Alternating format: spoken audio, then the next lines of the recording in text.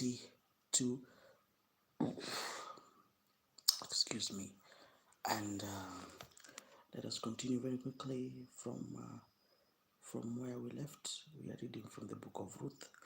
And I want, before we go to Samuel, people like, these small books, like people like ignoring the book of Ruth.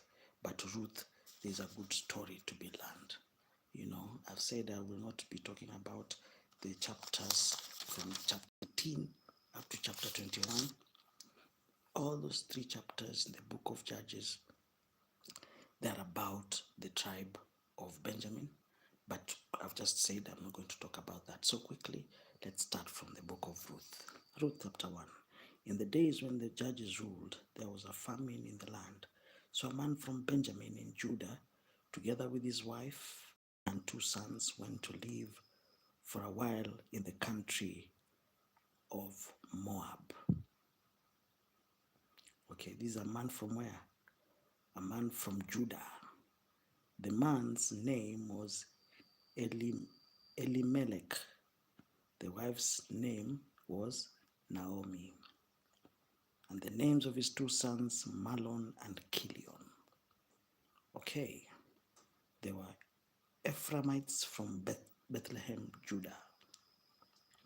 And they went to Moab and lived there. You see, there was famine, and so they moved to the land of Moab. Now, Elimelech, Naomi's husband, died, and she was left with her 2 sons. They married Moabite women, Oprah, and the other one named Ruth. Remember, when we started this program, I talked about when the Israelites, when you read the book of Numbers, there was tension between Israelites and the people of Moab, until that prompted the king of Moab, that is known as Balak, and he seeked a man called Balaam to curse the tribe of Israel. Now here in the book of Ruth is a man from Israel, from Bethlehem, who was an Ephraimite, went to live in Judah. Who lived in Bethlehem, went to live with the people of Moab. Now his sons married Moabite women. After they had lived there about 10 years, both Mahlon and Chilion also died, and Naomi was left without her 2 sons and her husband. So this is Naomi. She was left in another land.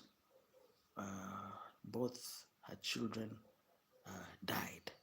Now, when Naomi heard in Moab that the Lord had come to the aid of his people by providing food for them, she and her daughters-in-law prepared to return home from there. With her 2 daughters-in-law, she left the place where she had been living and set out on the road that would take them back to the land of Judah. So they returned. Now, Naomi said to her 2 daughters-in-law, "Go back, each of you, to your mother's home." They should go back to where? They should go back to Moab. May the Lord show you kindness as you have shown kindness to your dead husbands and me. May the Lord grant each of you to find rest in the home of another husband. So you see, the 2 daughters-in-law of Ruth had lost. Naomi had lost both Mahlon and Chilion. And Ruth was the daughter-in-law of Naomi. Are we together? Then Naomi said so he gave them permission to go back. And she kissed them goodbye, and they wept aloud and said to her, "We will go back with you to your people." But Naomi said, "Return home, my daughters. Why would you come to me to have any more sons who would become your husbands? Return home, my daughters. I'm too old to have another husband. Even if I thought there was still hope for me, even if I had a husband tonight and then gave birth to sons, would you wait until they grow up? Would you remain unmarried for them? No, my daughters. It is more bitter for me hand has turned against me. At this they wept out loud again. Then Oprah kissed her mother-in-law goodbye, but Ruth clung to her. Look, said Naomi, your sister-in-law is going back to her people and her gods. Go back with her. So at this point in the book of First Ruth, the woman called Oprah left. But Ruth replied, don't urge me to leave you or turn back from you. Where you will go, I'll go. Where you stay, I will stay. Your people will be my people and your God, my God. Where you die, I will die, and there I will be buried. May the Lord deal with me, be it ever so severely, if even death separates you and me. When Naomi realized that Ruth was determined to go with her, she stopped urging her. So the two women went on until they came to Bethlehem. When they arrived in Bethlehem, the whole town was stirred because of them. And the women exclaimed, can this be Naomi? Oh my God.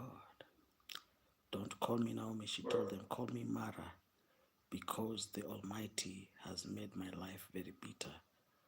I went away full, but the Lord has brought me back empty. Wow, wow, wow, wow, wow. That is a very, very important verse there. You hear what Naomi said? Naomi said something that is very, very serious. And I want us to take note of what she said. If you read in the book of Ruth, chapter 1, verses 21, Ruth says that I went away full.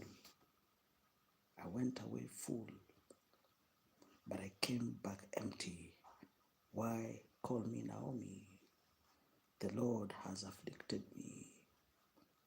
The Almighty has brought misfortune upon me. So Naomi returned from Moab, accompanied by Ruth, the Moabite, her daughter-in-law, arriving in Bethlehem as the barley harvest was beginning. Now Naomi had a relative on her husband's side, a man standing from the clan of Elimelech. We have said that the husband of Naomi was called Elimelech, whose name was Boaz. But Ruth and the Moabite said to Naomi, let me go to the fields and pick up the leftover grain behind anyone in whose eyes I find favor. Naomi said to her, go ahead, my daughter. So she went out, entered a field, and began to glean behind the harvesters. As it turned out, she was working in a field belonging to a man called Boaz, who was of Elimelech. That's very nice.